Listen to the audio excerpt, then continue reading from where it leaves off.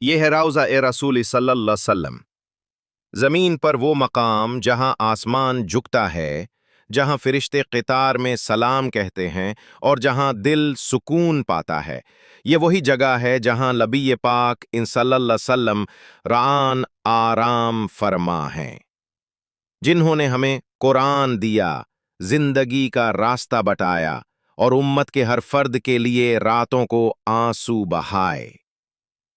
روضہ رسول صلی اللہ علیہ وسلم اصل میں حجرہ عائشہ ہے، جہاں نبی کریم صلی اللہ علیہ وسلم ران سیدنا ابو بکر صدیق ران اور عمر فاروق ران مدفون ہیں۔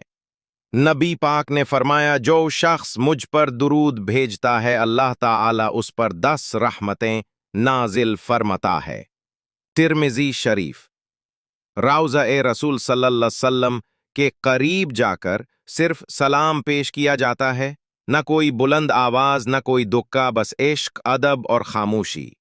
ادب اور خاموشی، یہی وہ مقام ہے جہاں امت کے لاکھوں دلوں کی دھڑکنیں آ کر رکتی ہیں، جہاں ہر عاشق کی آخری تمنا دفن ہے۔